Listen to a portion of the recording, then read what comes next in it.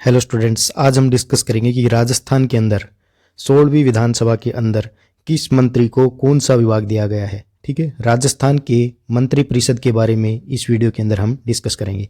सबसे पहले देखते हैं कि भजनलाल शर्मा जो नए मुख्यमंत्री बने हैं राजस्थान के, उनको कौन कौन से विभाग दिए गए हैं।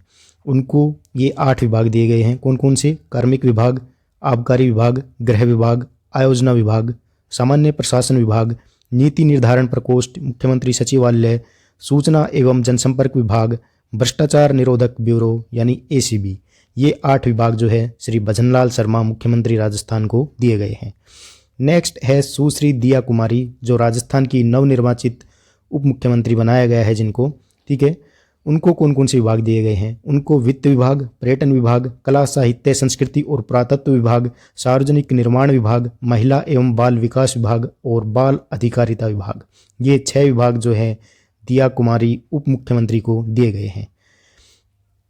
अब राजस्थान के अंदर जो है दो उप मुख्यमंत्री हैं। दूसरे हैं प्रेमचंद बैरवा, डॉक्टर प्रेमचंद बैरवा। उनको तकनीकी शिक्षा विभाग, उच्च शिक्षा विभाग, आयुर्वेद, योग व प्राकृतिक चिकित्सा, यूनानी सिद्धा एवं होम्योपैथी, आयुष विभाग, ठीक है, ये विभाग इनको दिए गए हैं। साथ ही परिवहन एवं सड़क सुरक्षा विभाग भी डॉक्टर प्रेमचंद बैरवा को दिया गया है। अब बात कर लेते हैं कैबिनेट मिनिस्टर किन किन को बनाया गया है। तो पहले हैं डॉक्टर किरोड़ीलाल मीणा, इनको दिया गया है कृषि और उद्यानिकी विभाग, ग्रामीण विकास विभाग, आपदा प्रबंधन सहायता एवं नागरिक सुरक्षा विभाग। साथ ही जन अभियोग निराकरण विभाग भी डॉक्टर किरोड़ीलाल मीणा जी को दिया गया है। नेक्स्ट कैबिनेट मिनिस्टर बनाया गया है श्री गजेंद्र सिंह खेवसर को। इनको चिकित्सा और स्वास्थ्य विभाग, चिकित्सा एवं स्वास्थ्य सेवाएं, ठीक है, ये विभाग इनको दिए गए हैं। कर्नल राज्यवर्धन सिंह राठौड़ की बात करें, इनको भी कैबिनेट मिनिस्टर बनाया गया है और इनको उद्योग एवं वाणिज्य विभाग दिया गया है। सूचना प्रौद्योगिकी एवं संचार विभाग, युवा मामले और खेल विभाग, ठीक है, कौशल नियोजन एवं उद्यमिता विभाग और सैनिक कल्याण विभाग जो है दिया गया है। नेक्स्ट कैबिनेट मिनिस्टर है आपके मदन दिलावर जी। इनको विद्यालय शिक्षा विभाग, ठीक है, स्कूल एजुकेशन, पंचायती राज विभाग और संस्कृत शिक्षा विभाग, ये 3 विभाग मदन दिलावर जी को दिए गए हैं। कन्हैयालाल चौधरी जी को भी कैबिनेट मिनिस्टर बनाया गया है और इनको जन स्वास्थ्य अभियांत्रिकी विभाग और भूजल विभाग जो है दिए गए हैं। नेक्स्ट बात कर लेते हैं श्री जोगाराम पटेल जी की। इनको संसदीय कार्य विभाग, विधि एवं विधिक कार्य विभाग और विधि परामर्शी कार्यालय और न्याय विभाग जो हैं दिए गए हैं। सुरेंद्र सिंह रावत की बात करें, इनको भी कैबिनेट मिनिस्टर बनाया गया है और इनको जल संसाधन विभाग, जल संसाधन आयोजना विभाग, ये 2 विभाग दिए गए हैं। अविनाश गहलोत जी की बात करें तो इनको सामाजिक न्याय एवं अधिकारिता विभाग दिए गए हैं। सुमित गोदारा को खाद्य एवं नागरिक आपूर्ति विभाग और उपभोक्ता मामले विभाग जो है दिए गए हैं। नेक्स्ट बात कर लेते हैं श्री जोराराम कुमावत जी की। इनको पशुपालन एवं डेयरी विभाग, गोपालन विभाग और देवस्थान विभाग, ये 3 विभाग जो हैं जोराराम कुमावत जी को दिए गए हैं। बाबूलाल खराड़ी जी की बात करें तो इनको जनजातीय क्षेत्रीय विकास विभाग और गृह सुरक्षा विभाग, ठीक है, गृह रक्षा विभाग जो है दिया गया है। नेक्स्ट बात कर लेते हैं हेमंत मीणा जी की। इनको राजस्व विभाग, उपनिवेशन विभाग जो है दिए गए हैं। ठीक है, तो ये यहाँ तक आपके कैबिनेट मिनिस्टर थे। अब बात कर लेते हैं राज्य मंत्री स्वतंत्र प्रभार की। ठीक है, तो सुरेंद्रपाल सिंह टीटी, ठीक है, इनको जो है इन्होंने चुनाव नहीं लड़ा था। 5 जनवरी को चुनाव हुए थे, ठीक है, 10 जनवरी को रिजल्ट आए थे और चुनाव में ये हार गए थे। इनको मंत्री पद दिया गया था चुनाव लड़ने से पहले ही 30 दिसंबर को, ठीक है, लेकिन चुनाव हार गए, इसलिए इन्होंने इस्तीफा जो है दे दिया है। ठीक है, मंत्री पद से इस्तीफा सुरेंद्रपाल सिंह टीटी ने दिया गया है। इनको ये विभाग दिए गए थे कृषि विपणन विभाग, कृषि सिंचित क्षेत्र विकास एवं जल उपयोगिता विभाग, इंदिरा गांधी नहर विभाग, अल्पसंख्यक मामलात एवं वक्फ विभाग, ये इनको दिए गए थे, लेकिन बेचारे चुनाव हार गए। ठीक है, चुनाव हारने के कारण इनको इस्तीफा देना पड़ा। ठीक है, तो अब ये आपके राज्य मंत्री स्वतंत्र प्रभार सुरेंद्रपाल सिंह टीटी नहीं रहे हैं। ठीक है, ये बात आपको याद रखनी है। अब ये देखते हैं कि ये जो विभाग है ये सरकार किसको देती है, ठीक है, या फिर मुख्यमंत्री इन विभागों को संभालेंगे। ठीक है, तो ये बात आपको याद रखनी है कि सुरेंद्रपाल सिंह टीटी चुनाव हार गए और इन्होंने मंत्री पद से इस्तीफा दे दिया। अब आपके जो हैं 4 ही राज्य मंत्री स्वतंत्र प्रभार बचे हैं। ठीक है, श्री संजय शर्मा, ये भी स्वतंत्र प्रभार राज्य मंत्री हैं। इनको वन विभाग, पर्यावरण एवं जलवायु परिवर्तन विभाग, विज्ञान एवं प्रौद्योगिकी विभाग जो है दिया गया है। श्री गौतम कुमार को सहकारिता विभाग और नागरिक उड्डयन विभाग दिया गया है। श्री झाबर सिंह खर्रा को नगरीय विकास विभाग, स्वायत्त शासन विभाग, ये 2 विभाग दिए गए हैं। श्री हीरालाल नागर को ऊर्जा विभाग दिया गया है। तो ये 4 जो है आपके राज्य मंत्री स्वतंत्र प्रभार रहे हैं। सुरेंद्र पाल सिंह टीटी ने इस्तीफा दे दिया है। ठीक है, अब बात कर लेते हैं राज्य मंत्रियों की।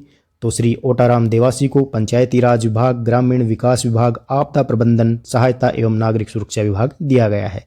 डॉक्टर मंजू बाघमार को सार्वजनिक निर्माण विभाग, महिला एवं बाल विकास विभाग, बाल अधिकारिता विभाग जो है दिया गया है। अधिकारिता है, ठीक है। श्री विजय सिंह चौधरी को राजस्व विभाग, उपनिवेश विभाग और सैनिक कल्याण विभाग जो है दिए गए हैं। श्री कृष्ण कुमार या के बिश्नोई, इनको उद्योग एवं वाणिज्य विभाग दिया गया है। युवा मामले और खेल विभाग दिया गया है। कौशल नियोजन और उद्यमिता विभाग दिया गया है और नीति निर्धारण विभाग जो है दिया गया है। नेक्स्ट है आपके श्री जवाहर सिंह बेढम, तो इनको गृह विभाग, गोपालन विभाग, पशुपालन एवं डेयरी विभाग और मत्स्य विभाग, ये 4 विभाग श्री जवाहर सिंह बेढम को दिए गए हैं। ठीक है, तो ये जो 5 हैं ये क्या थे आपके राज्य मंत्री। ठीक है, राज्य मंत्री स्वतंत्र प्रभार कितने हो गए, 4 ही रह गए। ठीक है, सुरेंद्र पाल सिंह टीटी चुनाव हार गए और इन्होंने इस्तीफा दे दिया। ठीक है, अब देखिए कुल मंत्री 25 को बनाया गया था, एक ने इस्तीफा दे दिया। किसने, सुरेंद्र पाल सिंह टीटी ने। तो कितने बच गए, 24। ठीक है, देखिए मुख्यमंत्री है आपके भजनलाल शर्मा, सांगानेर सीट से विधायक थे। ठीक है, उप मुख्यमंत्री दिया कुमारी विद्याधर नगर से इन्होंने चुनाव जीता था। प्रेमचंद बैरवा भी उप मुख्यमंत्री है, इन्होंने दूदू से चुनाव जीता था और एससी सीट से बिलोंग करते हैं। तो सबसे बड़ा पद है कैबिनेट मिनिस्टर का, नहीं सबसे बड़ा पद है मुख्यमंत्री, उसके बाद उप मुख्यमंत्री, फिर आते हैं आपके कैबिनेट मिनिस्टर।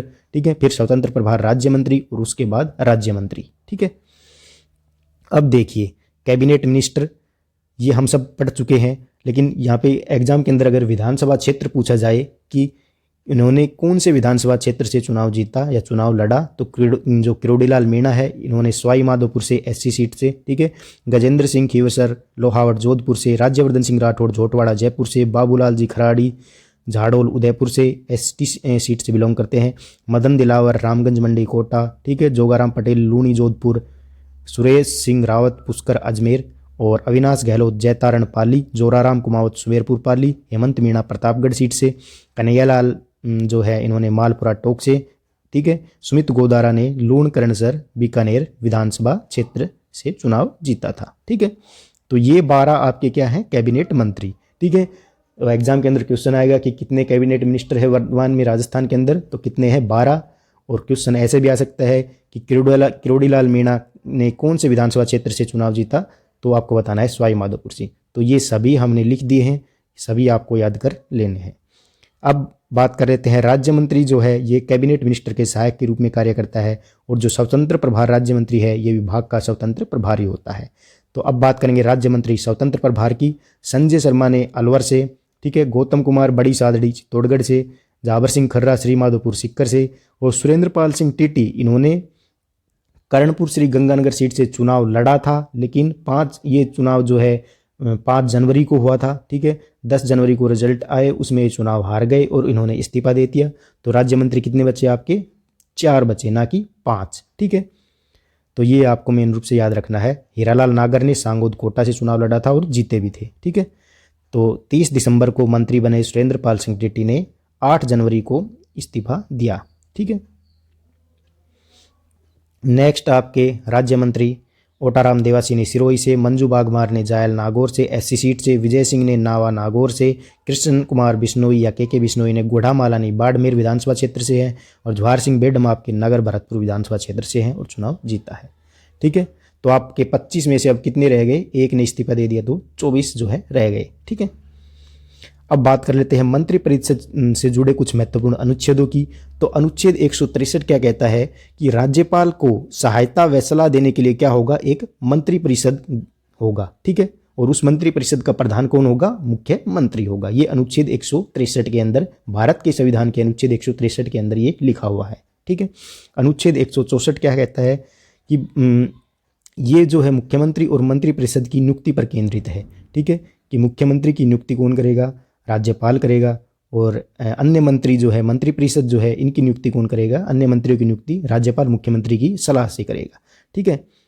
अब देखिए अनुच्छेद 164(1) जो है ये क्या कहता है? यह खंड मुख्यमंत्री और अन्य सदस्यों की नियुक्ति के प्रावधान से संबंधित है। हालांकि यह मुख्यमंत्री की नियुक्ति जो है राज्यपाल करेगा, और राज्यपाल जो है विधानसभा में जो बहुमत दल का नेता होगा उसको क्या करेगा? सीएम नियुक्त करेगा, और अन्य मंत्रियों की नियुक्ति राज्यपाल मुख्यमंत्री की सलाह पर करेगा। ठीक है, ये बात आपको याद रखनी है। अब है अनुच्छेद 164(1)(a).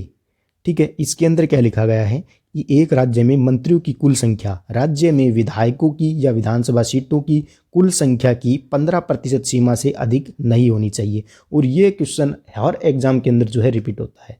ठीक है, किस प्रकार से रिपीट होगा कि राजस्थान में भाई देखो 200 सीटें हैं। ठीक है, तो 200 का 15% कितना हो गया?